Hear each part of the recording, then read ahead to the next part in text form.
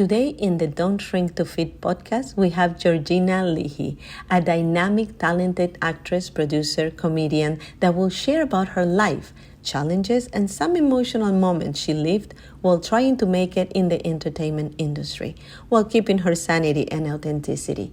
I met Georgie 7 years ago while we were visiting Los Angeles for a hockey event. It was love at first sight. I have enjoyed our coaching sessions as much as our coffee chats since then, and now I had the opportunity to share a very candid conversation with you all.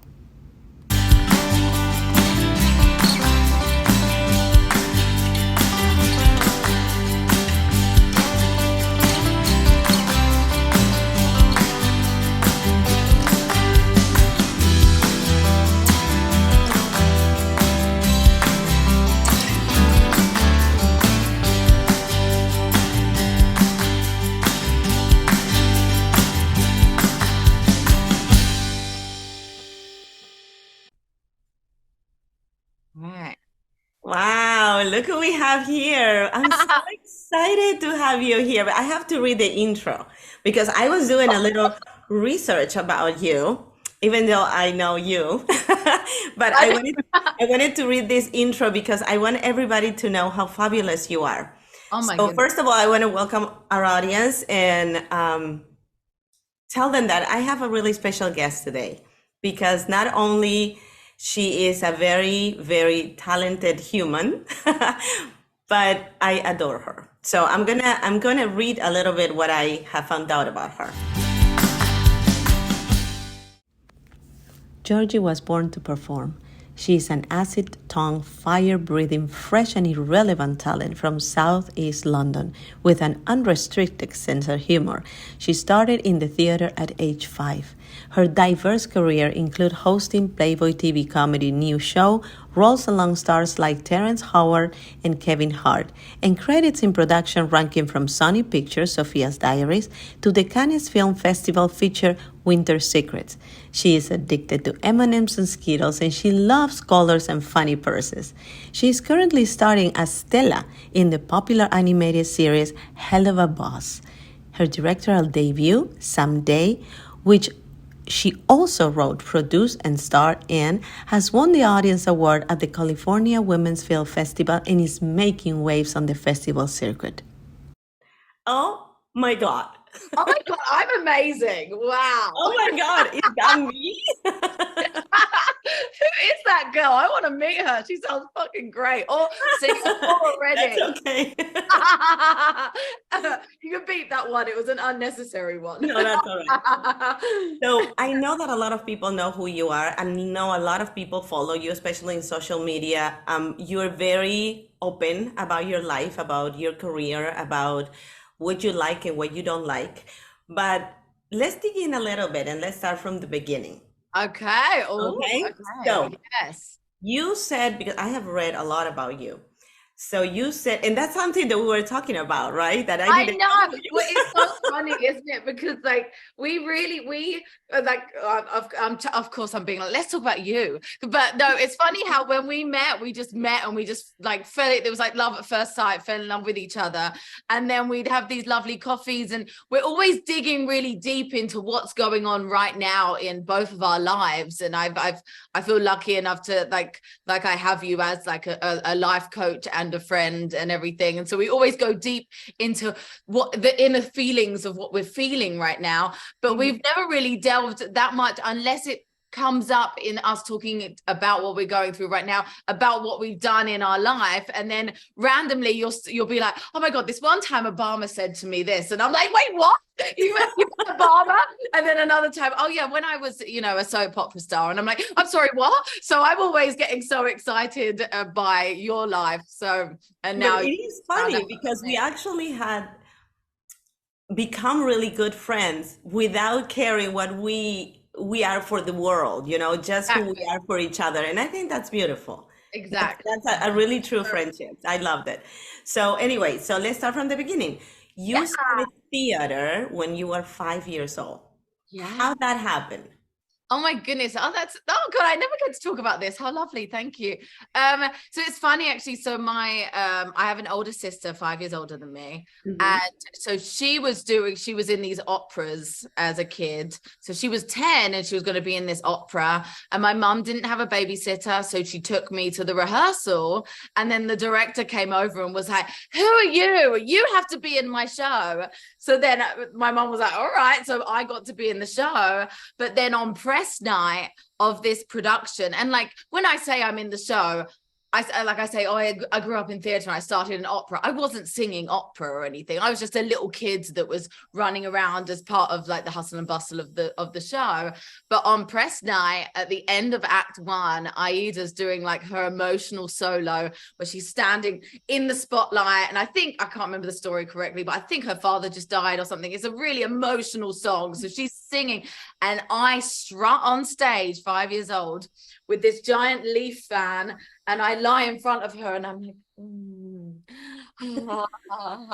and like the director and everyone's on the side of the stage like, what? And they couldn't run on stage and pull me off, because then they would be showing that there was something wrong, so they had to pretend I was meant to be there. And so that was when the director, went up to my mother and was like, "She's born to be on stage like this. You're in trouble with this one. She needs the limelight. She needs." It was kind of like it was presented to you. It's not that you watch, let's say, Shirley Temple and you say, "I want to be like her." No, it was really, it was before I could even really properly think for myself. I loved it. My parents are so amazing and they're so supportive, but they weren't pushy in any way. They were just like, "Oh, we want our daughters to be exposed to what they like." So my sister was exposed to the dancing and stuff and wasn't really into it. And then but then this mistake came along. And no, it wasn't a mistake. There is no mistake and there is no coincidences. Everything happened when it's supposed to happen, right? That's true. But my mum reminds me every time on my birthday because I really was a mistake, because my mum nearly died having my sister. So the doctors were like, "No more kids." But then they got frisky in Switzerland and this one came along. But yeah, my parents at age 2, 3 were like, "Oh, do some tap dancing, ballet, and like just it was fun things for kids to do." And I was the pushy kid that was like, "Mom, I want to do more. I want to do more." And so I just kept, And look at you now. You wanted to do more. I never stopped. Yeah. So then you finish college, right? Yeah. And at 21, and then you start pursuing other things, but still in the entertainment business, correct? Yeah, so I it's funny, I went to London Studio Centre, which is a big dance college in the UK, and that was one of my dreams. It's funny, like you have all these different dreams in life, and I had that dream from that 2-3-year-old kid, because my dance teacher, Miss Debbie, shout out to Miss Debbie, I love you, she went to London Studio Centre. I idolized her. She was my god. I idolized her so much. So I was like, when I'm older, I'm going to go to London Studio Centre. And then I got older and I went to London Studio Centre. And to be honest, I went to college and I hated it. I really, it was my big dream to get into this college, and then I'm there, and my love of my life, which was dance, was completely kind of destroyed for me, because I was told everything that was wrong with my body, everything that was wrong with me, everything that was wrong with my training, I went from being that person that wanted to be in the limelight to like shrinking, exactly what your book's about. Like I shrunk and I hid in the back of the dance classes, and my all my insecurities and all my confidence just like shattered down as soon as I got what I thought was my dream, It's so crazy. It's so crazy when people, I'm sorry to interrupt you, but it made me think how many times as an adult we don't realize how powerful our words are. We can crush somebody's dream just because we want to say our opinion. And why do we need to say our opinion?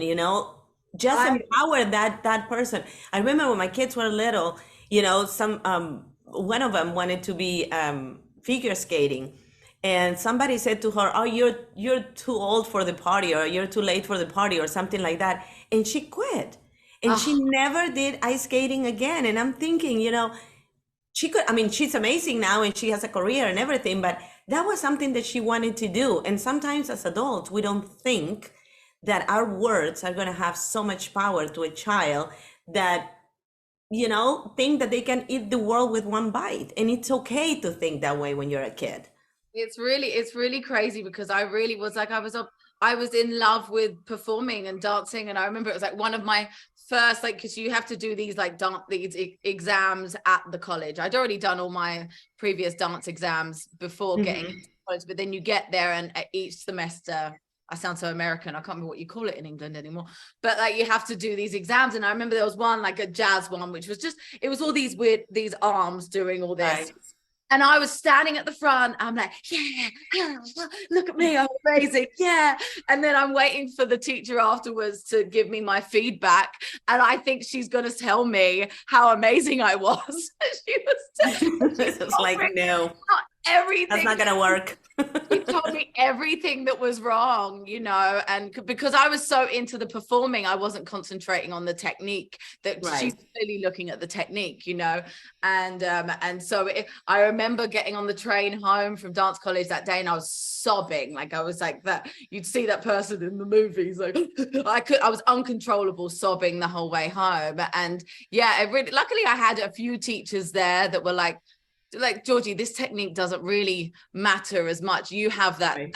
You have that that's going to get you far in life, so I listen to those voices, but a lot of I've had to fall back in love with the love of my life now that I just do it for fun. Because yeah, it's crazy how teachers can really kind of kill your dreams. Yeah. Yeah. So then you did Sophie's Diary, and you did a lot of other things, and then you decided to come to the United States. Yes. Yeah. So it was crazy. So I was in Sofia's Diary at the same time as being at college. And so it was a big, like, I remember the teachers telling me that I should leave the college and come back. And I was like, if I leave this college, I ain't ever coming back. So I need to get my degree, So I got my degree, and the show Sofia's Diary finished. It got, after, I think it was the third season or something, it got cancelled. So I went from being like really busy with my degree and with Sofia's Diary. And then suddenly I had all this time on my hands. So that's when I learned all the circus skills and everything that you see. I know, with the fire, and they got a snake for you and the whole 9 yards, which is great because every time we experience something different, we learn something new. Exactly. So, yeah. And that was something I was writing about it right after our conversation yesterday. I sat down and I wrote down, because the last time that someone the world or my mind asked me like a big shift in your life, it was back right before I moved to America. Was my friend Sebastian passed away, and it made me really realize, that was like when I realized that life is short. And why? And because I was really I was very innocent, and I was very playing by the rules, and I wanted, I just wanted everyone to be like, oh, Georgie's so good, she's so nice, and then my friend died on me, and I'm like, wait, hang on a minute, like I could die tomorrow. So that's when I did all the circus stuff, and I was like, I started to dress more provocatively, I started to hook up with people just because it felt good, rather than worrying what people thought, about me. And I went on this path of great fun and great success, but also just a lot of crazy shit going on. And that's when I was touring with Adamant and had my own band, and I was having a great time, and I was really just sort of exploding, and with career-wise, and just finding myself, I feel like. And then suddenly it felt like I was sort of coasting. I think that was 2012. I was like, oh, I feel like I've like gone like this, and now I'm like, and I had one bad gig where it was the first time in my life that I was dying to get off stage, and I was like, this is terrifying, because like stage is my happy place, but it was like a terrible gig. Like everything was wrong with this gig. It was a terrible venue. The crowd was bad. The sound was bad. It was just, and I'm just standing there. I'm just like, when is this going to end? And then that really freaked me out. So I cried myself to sleep that night. And the next morning I decided to come visit America. And wow. And that changed your life 180. You never looked back. I know. Yeah, it's crazy. Recently, I've been looking back only because a friend of mine is thinking of moving to America, and she's from London, and so she's been like, how do you do it? And that makes me go like, shit, how did I do it? Because it's really hard, like I forget to pat myself on the back. I'm always like wanting more, or like wanting to achieve more, or like wondering why I haven't done this, that, and the other, that I forget like, wait, I survived 10 years so far in away from my family and a different country, and yeah, so. Well, sometimes it helps to pause. Yeah.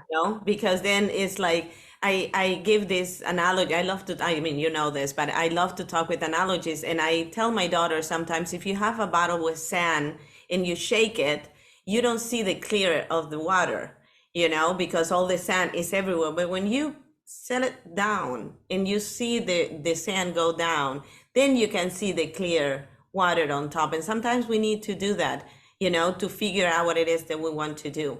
Yeah. Yeah. So then when you came here, was it hard for you? Yeah, it was really crazy because I always joke, like I first came out here, and I arrived on the Monday, and for the first 3 days I hated it. Like I didn't know anyone. It was so big, it was so broad.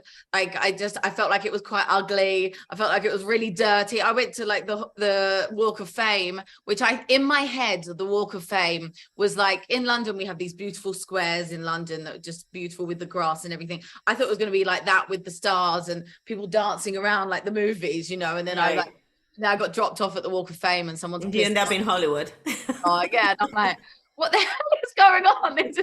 So I was really like scared the first few days, and then on the 4th day I met a bunch of amazing people, and that spiraled into me being like, oh, actually, I think everything I was missing in England, I found here, like energy wise, and people. I feel like people in England, whenever you sort of talk about what you're going to do, they're like, why would you do that? And like out here, well, in LA, at least for me, it felt like I would talk about things. And they're like, why not? Do Right. it. It's just that energy that It's a different energy, definitely. Yeah, sometimes they can push you to jump out of a cliff, but it's like, yeah, let's see how it feels. Exactly. Yeah, why not? Let's do it. So actually I was because I moved in with like 3 guys when I first moved out here, and we were jumping off the roof into the pool. So yeah, basically they're like, why don't we jump off this building? I'm like, yeah. So I really just found that energy and vibe and everything in LA. And so then I had to work really hard to get my visa, and that I'm on my 4th alien of extraordinary ability visa, which always makes me feel like I need like a t-shirt that's like but everything go ahead. No, so like the visa, like it's like every 3 years, so like I worked really hard to get that one. So I came out here in October, and my visa was sorted by April. And that's when it hit me, because I was having such a great time. I was so excited, and then suddenly I got my stamp in my visa that I got my visa, and it was that flight to America where I cried the whole time. And then I got back to my apartment by myself, and actually I wasn't by myself, I was with a boy. Anyway, doesn't matter. That's when it hit me that I was like, oh my God, like I've left my whole family, I've left all my friends, I've left my career as I knew it. And that's when it really hit me. And then I'd also spent all my money on my visa. So I really was just like suddenly, because I was so focused on getting my visa that I wasn't thinking past that step. I wasn't thinking like, survive America now. I was just like, I hope I get my visa. And then I got my visa, and then I'm like, fuck, I live here now. Right. And what the hell am I gonna do? And somehow 10 years later, I'm still living here, and I still love America. So what did you do once you got your visa? Oh my goodness, what did I not do? I did everything. So I just, gosh, so many things. It's crazy to I always have to be like, Mom, what have I done? Because she's like, whenever like when I was writing my bio that I sent to you, I sent it to my mom. I was like, Mom, I'm sure I've missed stuff out. She's like, yeah, you always forget that you've done this. You know, I'm always thinking about what I'm going to do next. I forget what I've done. But yeah, being out here, like, it's been, what have I done? What have I done? You have done a lot of stuff. You have done a lot of stuff. And one of the things that you have done, which is the movie you just Yeah, produced and act and wrote. And I don't want to take the spotlight from Stella because Stella is like I know fabulous. that really, that like Stella has really been a dream come true. I've learned, and we talk about this all the time, Claudia, Mhm. but it's like I've really learned that, you know, because of when you're born a dancer, well, you know, like when your childhood is training as a dancer, you're like literally trained that like no pain, no gain. If it hurts, good, you know, bam, bam, bam, work hard. Otherwise, you're not going to get, Yeah. nothing's going to happen in your life unless you know, destroy yourself to get there. Yeah. And so I had to kind of unlearn that with my career, because I've learned from now looking back at everything that a lot of the really amazing things that have happened in my life have happened effortlessly. Right. Obviously, if I do the job, I'm going to work hard. I don't know how not to give my Mhm. all to something, but to actually get it. And that was one of the things with Stella. You know, people have asked now that I'm on the show, they're like, how do I get into voice acting? And I was like, why? I fell into it. You know, I was in the right place at the right time. I met Viv, the show creator, and she was like, you have a great voice. Like I should find a part for you. And then the next thing I'm playing like this, you know, evil. I was reading in one of the comments of a video um, of Stella.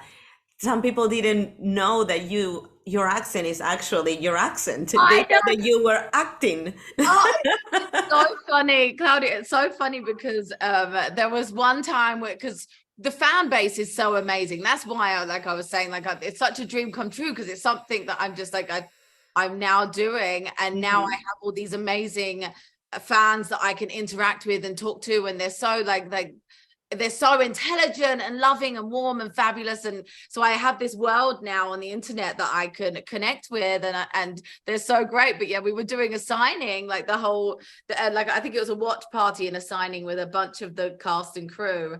And I made a joke video about how I've been putting the accent on, you know, so I'm like pretending that I'm so English. Oh, I've been doing this. And then my friend Morgana's like, oh, she's so British. Like, I like rolling her Oh, eyes. darling. And that video has like made people really question whether I'm actually English. That So is it's so funny.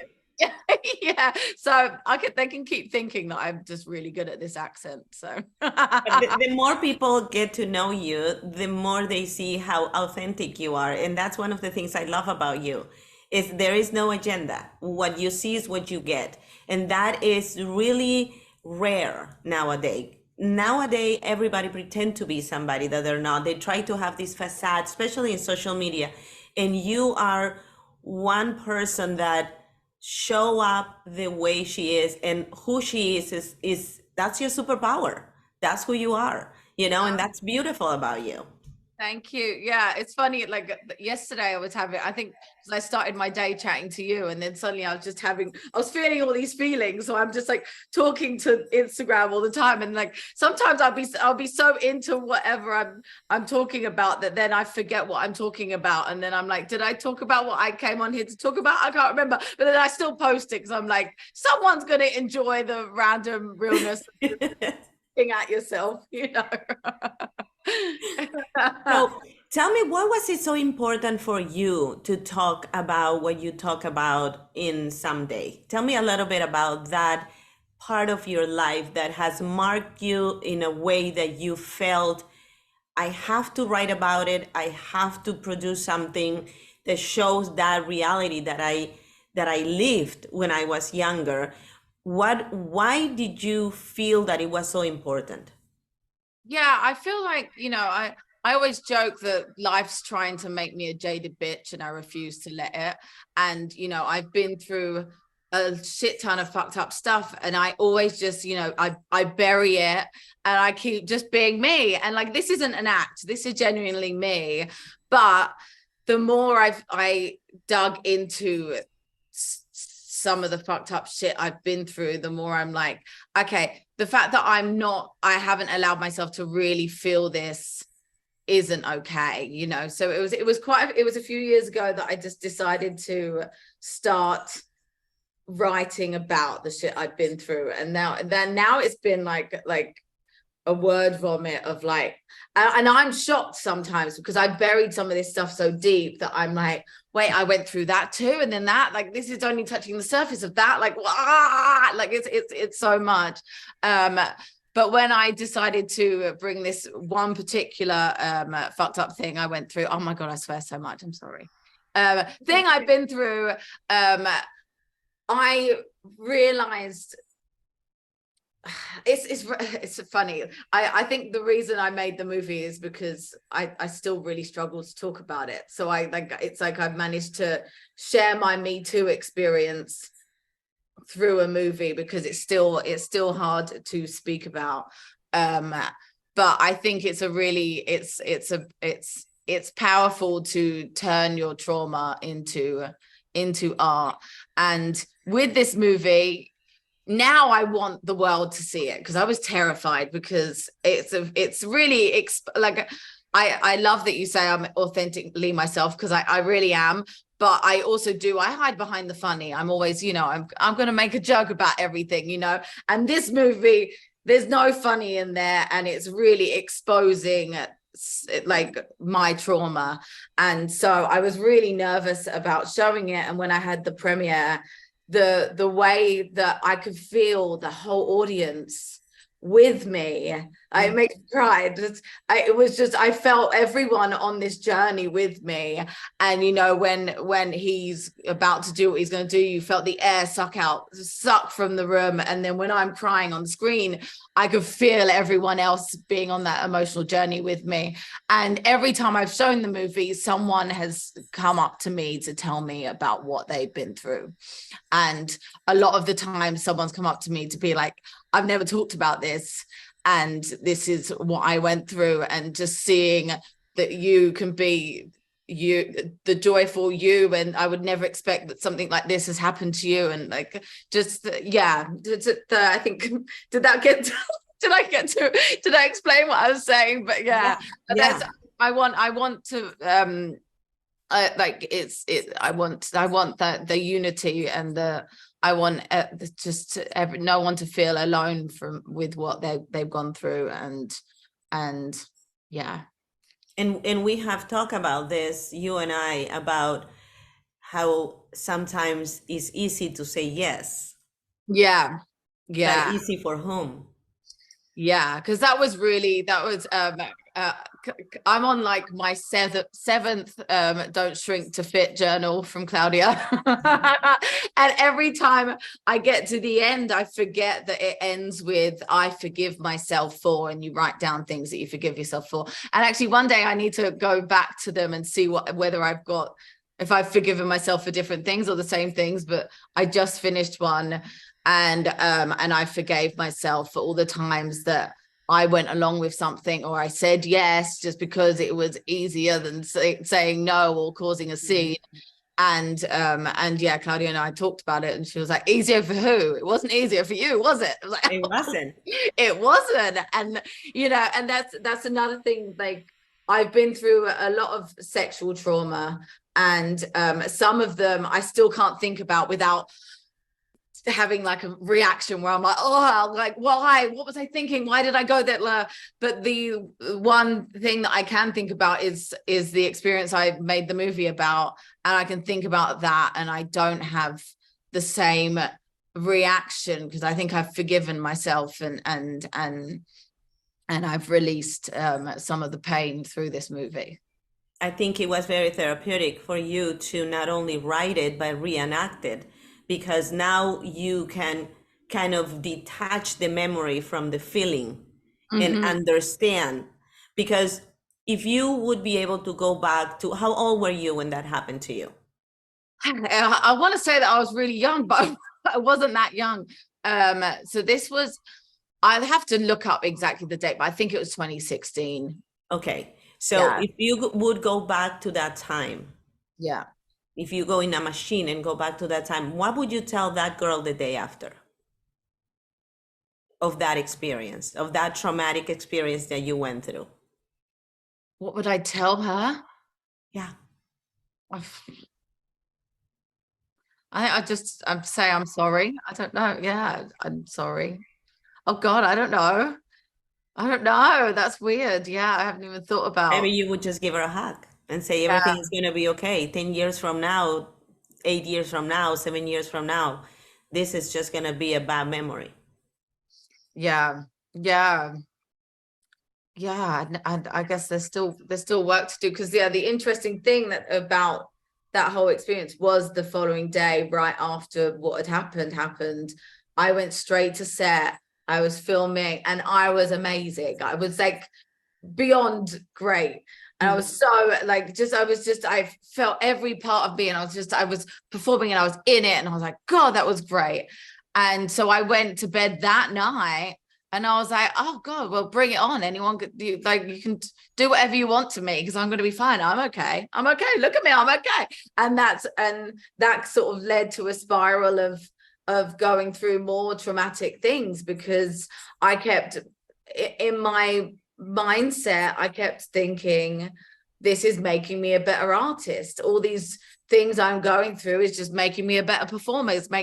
That's where my brain, I think that might have been my coping mechanism or whatever, but that's where my brain went, like, oh God, I was so great after I went through that. Like, well, bring it on. What else can I put up with? And that led to a spiral of traumatic events. And it wasn't until the last few years where I suddenly had sort of a wake-up call. I'm not sure exactly what did it, but I've been doing a lot of writing, and whilst I was writing, I'm like, oh my God, like the one common denominator in all these terrible stories of horrendous things is me. So I'm like, not to blame the victim, but I do have to blame myself a little bit for putting myself into these scenarios. And so it made me realize that there is a difference between blaming yourself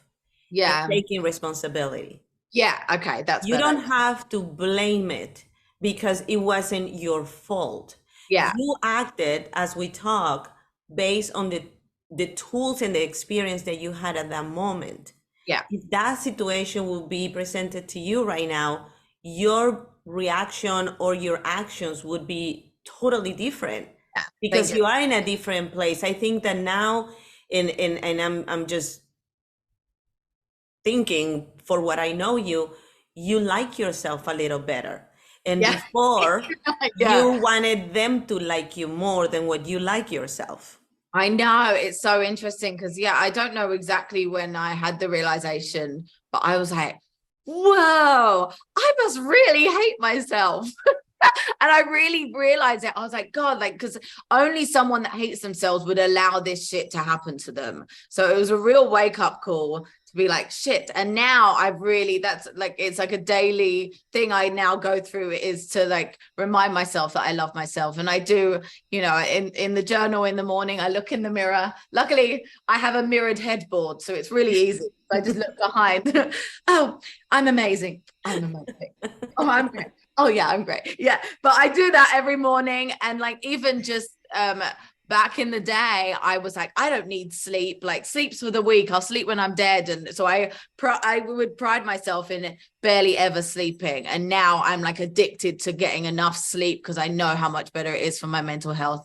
And now I'm like, I need to do my yoga. I need to do my dancing. I don't drink anymore. I don't numb any of my pain. I make myself feel everything. And I'm like, okay, I hope deep down I love myself, but like, I didn't know I hated myself back then. So how do I know now that I love myself? But you're definitely kinder to yourself. Yes. Yeah. I was horrible to myself. I was terrible back then. Like, it's really scary realization when you're like, whoa. And it's not uncommon when you are in your 20s You Yeah. know, try to find yourself, but then you find something about yourself that you don't like, and then you punish yourself for it. Or you Yeah. want to be right, so you put yourself in situations where you are rejected or mistreated, so then you can say, you see, I was right. And we do that to ourselves when we don't make Oh, ourselves a I've never thought of priority. it that way. That's scary. Yeah. Isn't that crazy? Wow. Wow. Yeah. We It's do just, that. So Christopher, what's his, oh, Christopher you Hewitson directed with you, correct? Yeah, that's funny you bring him up. Yeah, it's funny. So he's wrote a bunch of things before, and Mhm. we met and we really bonded, and so we were like, let's do a short film together. And so we're, back and forth talking about different crazy things I've been through, and like what could we turn into a story. And then this one vomited out of me, which I didn't think that was going to be the story that I'd first want to tell by myself. I didn't think it was, I thought I was going to want to do something funny or something, but instead this is what I decided to share. And yeah, we had a great time writing it. The writing part came really, really just, it felt effortless. Like I said before, sometimes when things are right, it feels effortless. Mhm. And then when I went into pre-production for producing and everything, that was a great way to remind myself, God, like, well, people love me, so I should love myself more, because so many people were just saying yes. Like I was like, can you help me do this? They're like, yeah, of course, for you, anything. And I'm like, wait, what? Like people, and they're doing it just because they want to be part of my story, which was like a big thing, because I'm not used to asking people for help. So I realized, I'm like, oh good, I'm good at this producing thing because people like me. And so like that all happened really easily. Like the gallery scene in the movie, Mhm. all of them, I was like, my friends, I was like, can you come and be, in An the extra. gallery scene? Yeah. And it's like, I felt I didn't want to offend them by being like, can you be like an extra in my film? But like they all wanted to be part of it, which was so amazing. So that all went great. And so with Christopher, we finished the filming, and then we were meant to edit the film together and put it out there together, and he vanished on me. So Oops. yeah, I hadn't told you about this. This is a nice surprise for you, Claudia. But Well, yeah, so I didn't know he really vanished. I thought you just fall apart. I didn't know that no, he ghosted you. he How dare him? he basically ghosted me. But no, like he didn't ghost because I guess he kind of told me, but he was staying at my house and everything. He was staying with Mhm. me, and we're doing this whole thing together. And then it was Christmas, and he said, oh, I'm going to go back home to see my mum for Christmas. And then he never came back.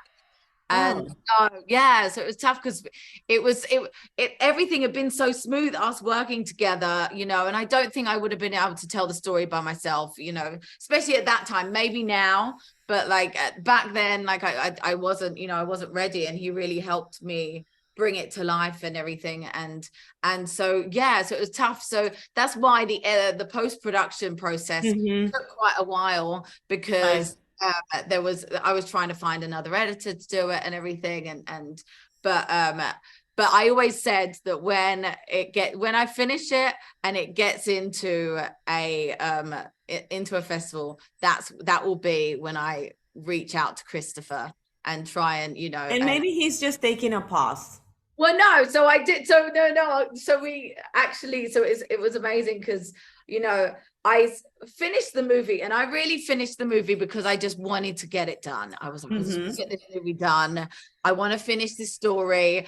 And I wanted it to get into Nantucket Film Festival, which I was going to. So that was my deadline. So Hmm.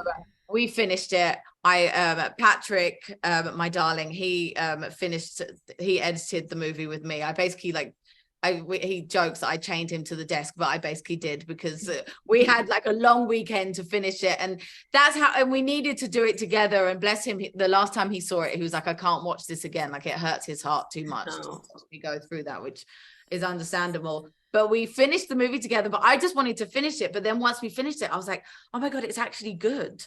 And I'm actually really proud of it. But then it got rejected from all these festivals. So I was like, oh no, here we go. Like It's now, okay. Remember and then, sushi. yeah, Remember and then sushi. Exactly, Not exactly. everybody likes sushi, and sushi is okay. Yeah, exactly. Sushi don't give a shit. So yeah, so I managed to finish the movie. And well, and no, so sorry, I lost my train of thought. No, okay, so then finally, so we were in Boston, Patrick and I are in Boston, and we just gone on this ghost tour, and I'm learning about how all the Americans threw our tea away, and I'm like, how dare they? What's going on? And la la la. So I'm having my Boston trip, and then suddenly I like look at my email, and I'd looked at my email a few times that day, and I'd, because of all the rejections, I'd stopped opening emails, and then I opened it and I was like, we got in, and I burst into tears on the streets of Boston, and I'm crying, I'm freaking out. And then that's when I'm like, okay, I'm going to write to Christopher. And I wrote to him, and he's very happy and he's very excited. And then we won the audience award, so he's like really amazed. And so I'm hoping, he was going to try to come to the premiere and he couldn't make it, but I'm hoping the next festival that we get into. Absolutely. I'm sure he's very proud. I'm sure he's Yeah, very proud because this is not only a work of love, yeah, but it is a billboard for a lot of young girls like you that have a dream to go to Hollywood and be a superstar and, you know, and be successful and be in a movie and all that stuff. So if you would, if you could give an advice to somebody that's starting their career, you know, and decided that they are in London or in Paris or even in Kansas and decided, I'm going to go to Los Angeles and I'm going to be a movie star, what would be your advice to them? what would be my advice? Go for it. My advice is, you know, if something feels right, do it. Go for it. Follow your gut. But don't get. That's good. This is good. What's my advice? Yeah.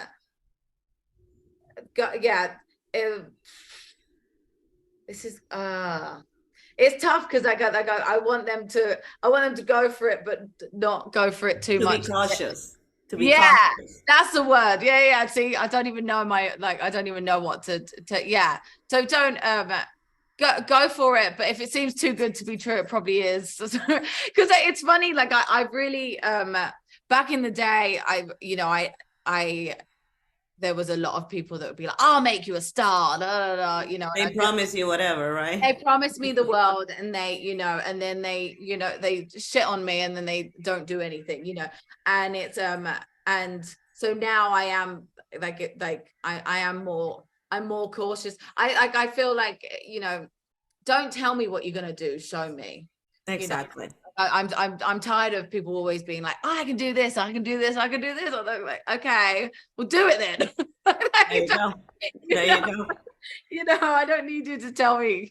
But no, my word of advice is do what you love. Like, that's, you know, if something makes you happy, do what you love. And I think I've done a lot of things in my career, and I've loved so much of it, but like I don't think I've ever been prouder than I am right now with this movie, and that I can say that I, you know, that I did all these moving parts in it. And then even when we were editing, I was like, wait, hang on a minute, I'm going to put my music in it, so then it's my music in the movie and stuff. So I feel very proud that I can be like, oh wait, I did this, and it's my story. And yeah, so I think that's another advice, is that if you can do it yourself, do it yourself. Like, you know, because I think a lot of, yeah, I now can't wait to bring more of my stories to life and creatively make all that happen. So What do you think it would be something that people would be surprised to find out about you? Because you share a lot and you're very transparent. But what would it be one thing that people would say, I didn't know? Like, for example, I give you an example. Okay. People don't know that I play the drums. I mean, you do because I have told you. Yeah. But I guess I don't fit the description of a drummer. So when I say, you know, I play the drums, they go, you play the drums? So what would be something that people would find out or discover about you that will be surprising for them? Oh my goodness. Well, it'd probably be something normal that I do. Because, you know, if I say like I fire breathe, they're like, yeah, I know. Like, but I used to joke that that I will do everything, but I won't cook and clean. But now I like cooking and cleaning, so that's probably something that people will be surprised about. Like, everyone knows that I do all the crazy stuff. I think they'd be surprised that I genuinely. It's funny. It wasn't just going through this self-love journey, but also just COVID and you know, that whole time that we went through, suddenly having all this time on my hands and being forced to be, you know, alone within my thoughts and my mind and everything. Like I now love being alone, and I love cooking and cleaning and doing all the things that I always said that I wouldn't enjoy doing. Like I really love that. And I love when people cancel plans. I love when someone cancels on me and You're I'm like my daughter, Sofia. oh my God, now I have 2 hours by myself that I didn't think I was going to have because you canceled. Thank you so much. So I love that. Yeah. I now love having free time, which I don't think people would. I think that would shock people. Because I used that you love to have quiet times. Yeah.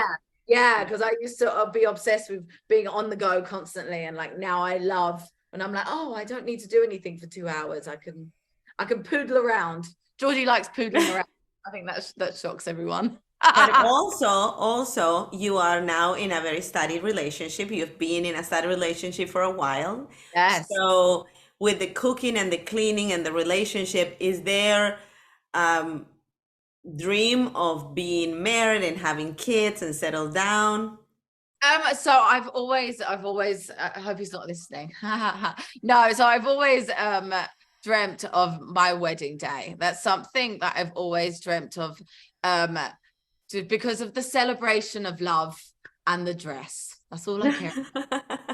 Actually, and the speeches. Like I know my dad's speech is going to be absolutely hilarious, and just like, but like the families together. So yes, so definitely there is a dream of a beautiful, loving wedding. So, and he knows all about that. But no, I don't think no kids are not happening. So just more animals probably. Yeah, well, you love animals. So what is the deal with the number 5 though?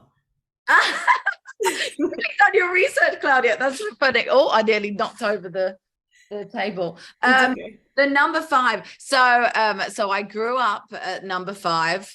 Mm-hmm. I nearly named the street, but my parents still live there, so I shouldn't do that online. So number 5, and there's 5 years between my sister and I. 5 years between my parents, 5 years between me and Patrick, and 5 years between my grandparents on both sides, my mum and dad's parents. And then when I was 4 years old, like I was a really sick kid, and like they had to bring me back and everything. But by the time I was 5 years old, I was cured of all my illnesses. So that's where all my obsessions with the number 5 are. Yeah. So Yeah, 5. I read that when you walk, you count to 5, and when you were playing soccer, you had to take 5 steps before you kick the ball. That was so funny because I had no idea, and we're doing Soccer 6, which is like a celebrity football game thing in England, and yeah, and they show the footage of us rehearsing, and I'm like 1, 2, 3, 4, 5, bam, 1, 2, 3, 4, 5, bam, 1, 2. But Patrick, like yesterday caught me. He's like, "What are you doing?" And I was counting how many cherries I'd eaten. I was like 1, 2, 3. I got 5 picks, so I still do that stuff. Like I still, That is so cute. That is so cute. Yeah, it's got less excessive. My dad always would go on about it. He'd be like, "Yeah, so she can't buy 1 pair of shoes. She got to buy 5 pairs of shoes." You know. But I think I've got a bit better than being that excessive. But yeah, lucky number 5. That's good. You should go and now that when you come to Vegas, well, you're now in Vegas, but when you come again, you should go and gamble number 5. What do you know? Well, that's the thing. I'm with numbers and everything. Yeah, like it's like I'm always picking 5. Yeah, so I can't when they're like pick a number from 1 to 10, like everyone knows what my number's going to be. So right. Yeah. So what's next for you? What is next for me?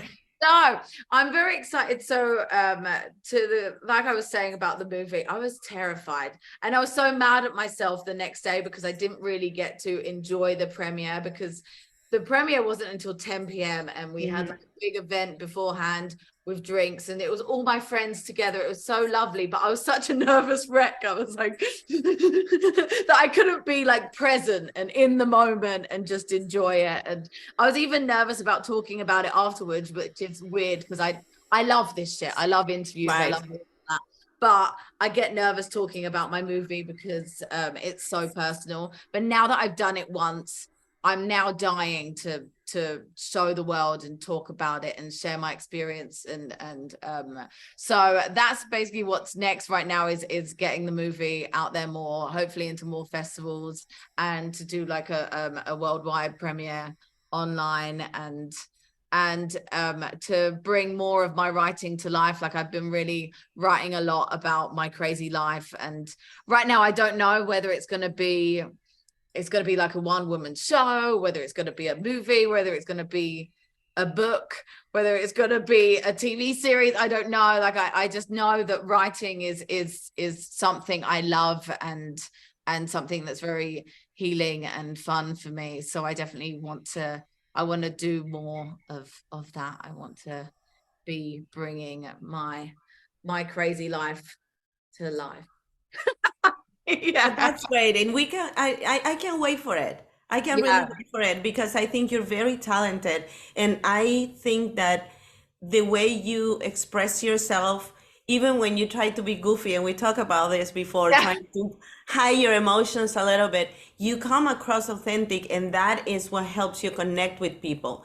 And this interview was something that I wanted to do. I mean, I know I can go and have coffee with you whenever we want to do it, but I wanted to share your story with people, because I think that your resilience and your commitment to not let go of that dream that you had is so inspiring for so many young girls that have the same dream as you. So I really, really appreciate you opening up and having this chat with me. And thank you. Tell me if you want to say anything else, if you want to shout out anything else when you have the movie, I know, playing in theaters or anywhere else. I know you're going to post it, and I will be more than happy to share it. But if there's anything else that you want to say, please.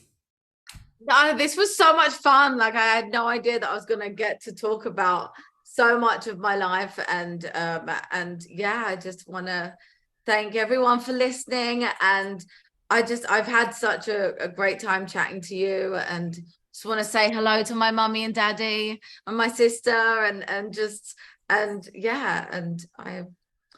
what's a good note to end on? Just be kind to yourself. That's a good one to end on. There you go. Be kind to yourself. Don't wait over 30 years to start being nice to yourself. Like, do it now. Yeah. Be kind to yourself, and and learn to say no. No, my best friend taught me no is a complete sentence. You don't need to say no, because you can just say no. So it is. No, and you know what? My dad used to say to me, you can say F you to somebody with a smile. You don't have to fight about it. Just, I know. For me. Well, it's funny. It's interesting. I've been learning this now, like the hard way, because like when you start to want to heal, and then I've definitely now like fallen in love with communication and things. And so and once you communicate and it goes really well, and you have like a good interaction with oh, what you did really upset me, and then you talk it through, and then you feel better at the end of it, you start getting addicted to that, and you want to do that more. And I've learned that sometimes people don't want to talk about stuff, and sometimes talking about stuff can make things worse, and sometimes you just need to not explain yourself and just move on. And so no is a complete sentence, because it is. So again, thank you so much, Georgie. I love you dearly. You know, I love you more. And I am so happy that we got this opportunity, and I hope everybody enjoy it. And please write comments and reach out to her and follow her. I have all your information. It's going to be in the bottom in the description of the podcast, so everybody can get in touch with you and know more about your movie. And I'm so proud of you, sweetheart. Thank you. Thank you. I'm very grateful. A lot of my self-love journey and healing is thanks to you and your constant inspiration and your journal and just reminding me that to love myself. So I thank you. Thank you, Sonia. Talk to you soon. Bye-bye.